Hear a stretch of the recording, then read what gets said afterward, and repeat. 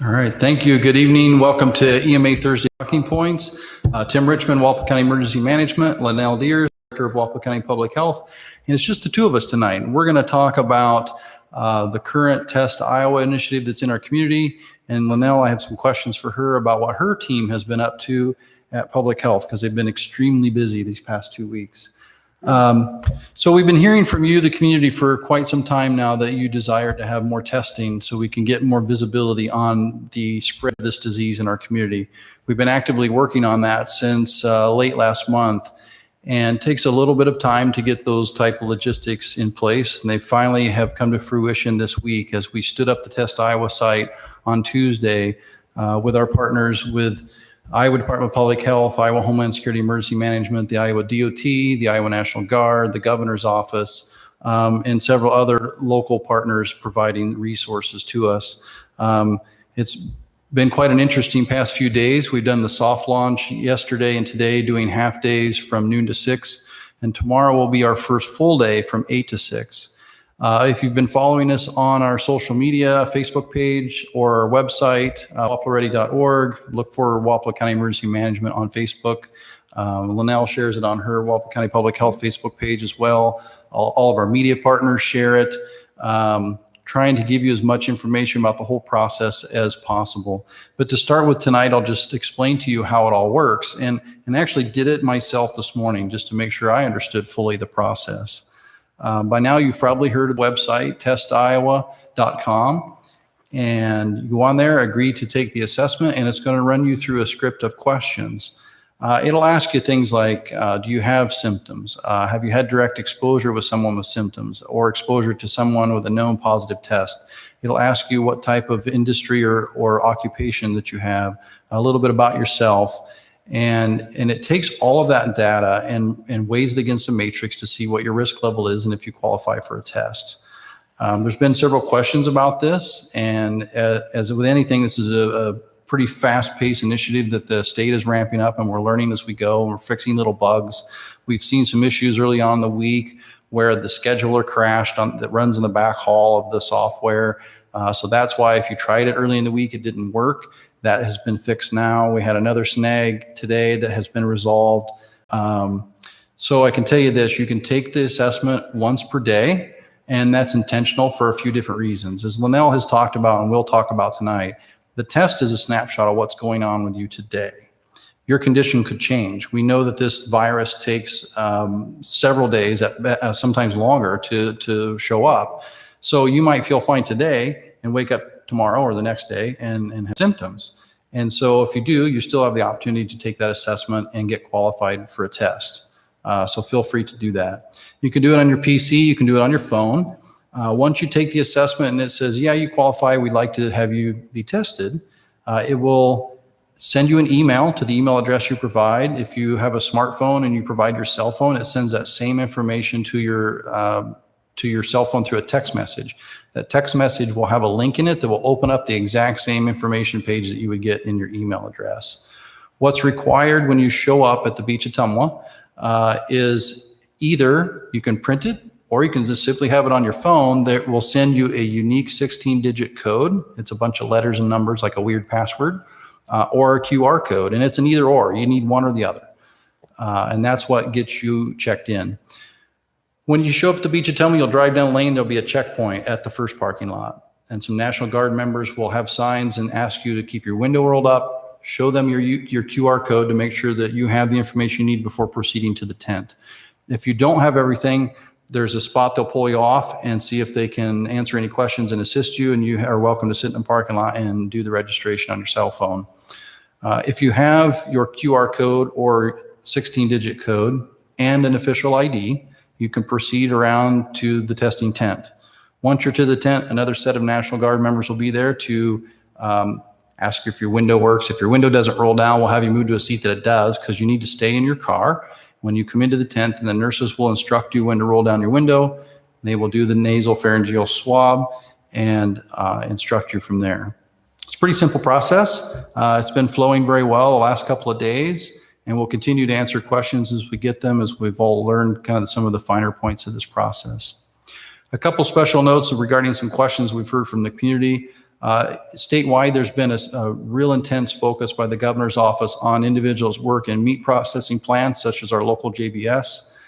Folks that work in that facility, specifically employees that want tested, you need to see your human resources department, and they're assisting employees with registering to get a test. Long-term care facilities are another focus. They have testing capabilities within their facility the state has provided, so employees of long-term care facilities contact your administrator. The rest of us still use the public site, the testiowa.com, fill out the assessment, and the screening will guide us on whether we qualify for a test or not. Anything I missed, Linnell? Any other questions that you've received? No. We've gotten several phone calls about how to sign up for it. So we also assist individuals and try to get them to the right area so they can sign up properly.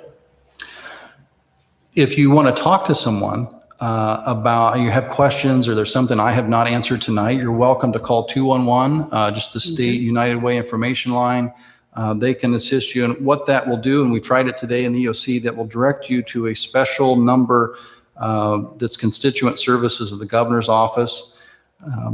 There is another number for them. For now, it's 515-281-5211. Select option 9, and they will be glad to help you. They are currently working on setting up a specific hotline for the Test Iowa COVID testing, and we'll let you know that when that number does finally get published in the next few days. So we encourage you to reach out if you have questions. Don't be frustrated. Ask questions, seek answers, and we'll help you through the process. They need to be very patient, because when the system does go down, it does really frustrate individuals because they can't complete the process when they sign up. So just be patient and just keep trying. And if it does fail, I've been told that you can only do it once every 24 hours. So if it does fail on you, don't keep trying to do it over and over, because it will be kicking you out of the system. That is true. And we also want to remind you that Test Iowa is a great resource for us, the community, to do a massive amount of testing with people to relieve some pressure off of our hospital and clinics. However, just because we have Test Iowa doesn't mean that the hospital and clinics no longer do tests. They still do. And so, if you still want testing, you're having some issues passing the screening of Test Iowa, we still encourage you to reach out to your primary care provider or any one of our clinics. It's on our flyers we're pushing out. So there are multiple ways to get you the services that you're asking for. I had a few questions here for Linnell. For her office that we just wanted to share kind of what's going on behind the scenes. She has a team that has been diligently working, doing case follow-ups. We talked to you before about those come to local public health to do the initial notification of a positive test. And when the initial phone call is made by the nursing staff, they'll give you instructions, answer your questions, and then give you a time frame of expectation when they'll follow up with you on a phone call to release you from your quarantine. And I'll let Linnell expand upon that. But Linnell, do you want to just kind of talk to us about how that process has been going and what that looks like? Because people probably aren't used to that. Right. This is the process we use with all diseases that are reportable within Wapello County. So nothing's changed just because of COVID. It's just that now we're talking to a lot more people than we have in the past at any one time, because I'm sure all of you are very much aware that over the weekend we just peaked over 200 and we've already peaked over 300 in a matter of days. So that really has surged the capabilities of my office. So I have been very, very blessed that individuals have been coming to assist us with these case follow-ups. We've had nurses come from River Hills Community Health Center, all ages pediatrics. Jefferson County Public Health had some of their staff come over and help us with the data entry, because we were able to do the case follow-ups with the individuals, but we did not have enough time to get the data into the state system where all the information is keyed in. We've also had community volunteers that assist us with this. What happens is when we do get a case, we call the physician first. If it is on a weekend and the clinics are closed, we just go ahead and call the case themselves and talk to them about what the signs and symptoms are and what is going on. And then we give you specific instructions. Because you're COVID positive, you're going to be in isolation for 7 days, or excuse me, it changed to 10. I'm sorry about that. It has changed to 10 days. It's a 10-3 rule now. It used to be 7-3, but now it's 10-3. And the 10-3 means 10 days isolation, 3 days without a fever and medication. Now, this is where it gets very confusing, is the people that live in the household with the positive, but they're not sick. They're on the 14-day, we call it the 14-day plan. That's quarantine. So, but if that individual that's in quarantine suddenly becomes sick, then they get moved over to the 10 days. And you may ask, why? Why? Well, because what we're seeing with this virus is some individuals, we're calling them the day we get the case reported to us. And then 3 or 4 days later, we're finding out they're hospitalized. They're much worse. So therefore, that's why it is important that they are isolated for 10 days. We have had a lot of individuals in isolation for 10 days now. Excuse me. And what we have found when we call them back, they're still sick. So 10 days isn't even enough time for some individuals to recover, because some of them are still running temperatures. They're still feeling weak. They're still coughing a lot. Some can't walk and catch their breath yet. So this is a virus that really we need to take notice at. And then there are the individuals that get along very well and they are ready to go back after 10 days. What we do when we call them at the 10 days, the questions we ask is, are you fever-free for 3 days? And tell me about your signs and symptoms. And if they are improving, then we release you and say you can go back to work, or if you're retired, you can just resume your normal activity, whatever that was. So in review, and I know you answered the question, but we get these questions a lot. So I go get tested for COVID. What should I then do after my test? If you went and got tested for COVID, you need to stay in isolation until you get those results. And the reason is if you are tested for COVID, then more than likely they think you may have COVID. So after you've been tested, don't go to the Dairy Queen. Don't go to Hy-Vee. Don't go all over town. You need to go directly home and stay home until you get the results. If they're positive, you will be receiving a phone call from the county public health. If it's negative, you will be notified from the entities that are behind the scenes with the Test Iowa to tell you. So the next question, if I am sick and I test positive, what do I do then? If you're sick and you test positive, you will be called by the county public health, and the instructions will be for you to stay home for 10 days. In addition to those instructions, we do talk to them about if you become extremely short of breath, where you can't catch your breath and you feel like you're confused, you just don't know what's going on, and you need to go to the emergency department for further evaluation, or if you need to call an ambulance, we tell them, please call ahead and let them know that you're COVID positive. That way, when the ambulance personnel come or when they present at the emergency department, they are prepared to receive you in their personal protective equipment so they don't catch the virus, because we don't want those people to become ill also. So Lynella, in my noon press briefing that we've been doing from the Test Iowa site, I talked to our media partners about the recommendations that you've been giving us all along are not changing just because the governor has lifted some restrictions. Can you just remind folks what those recommendations are for at home and business? Yeah, absolutely. I mean, all of you have noticed how many cases we are just increasing. So by and large, we are far from over in Wapello County. We're still in response mode. We're responding to all these individuals that are testing positive for COVID. And that tells me it is community-wide spread. When you're out in the community, you should wear a mask. No, it's not mandated for you to wear a mask, but you should be wearing a mask if you're out. Avoid crowds. Any crowd. You don't need to be in close contact with a lot of other individuals.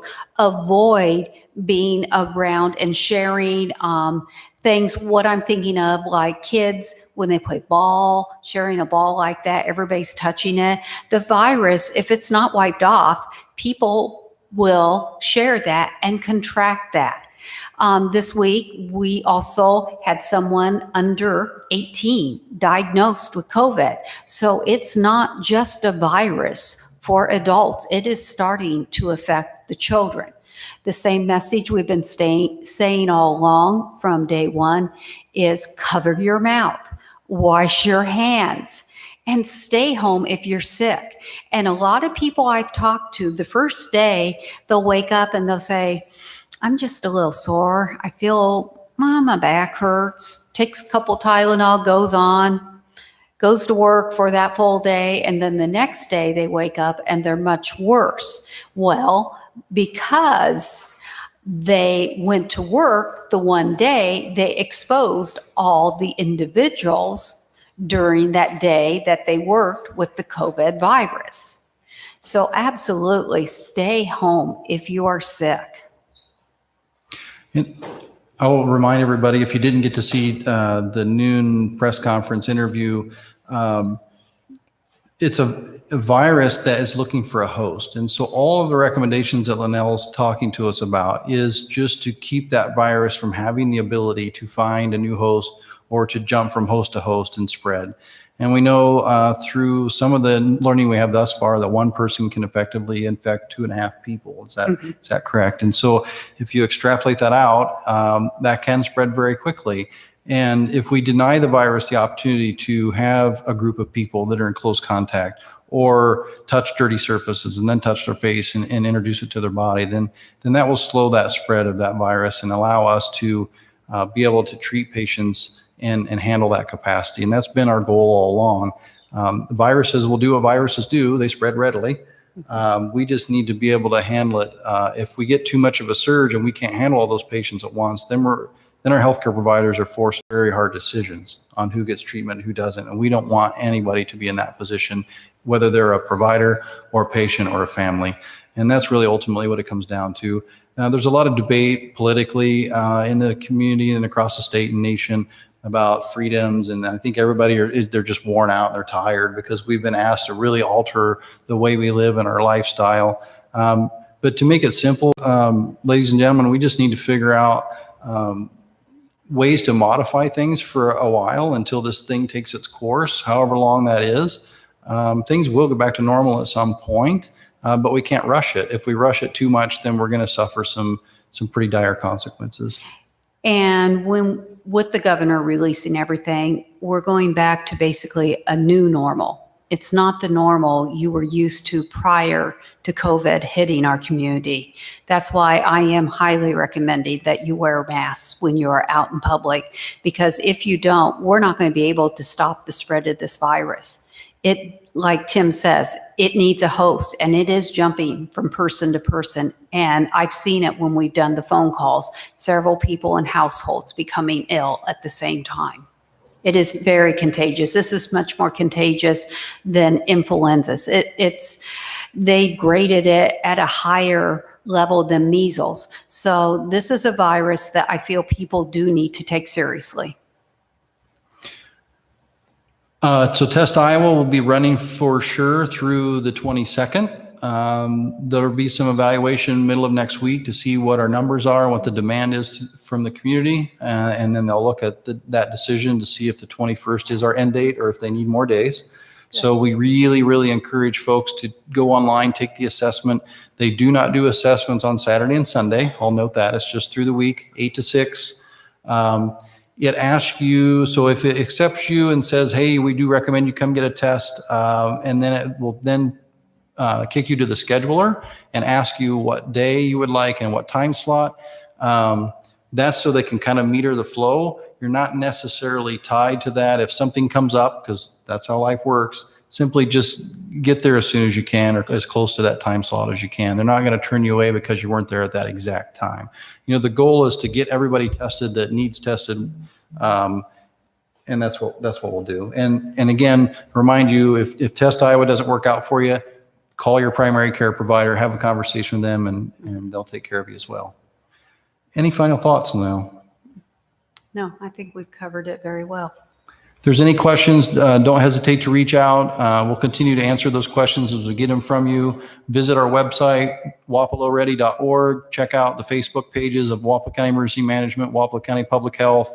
All of the municipal entities in our county, all of our cities have Facebook pages and share our information as well. And also look to our local media partners. They're sharing the same information with all of you too. And take the assessment, and we'll see you at the tent if you qualify. Thank you, everybody. Thank you.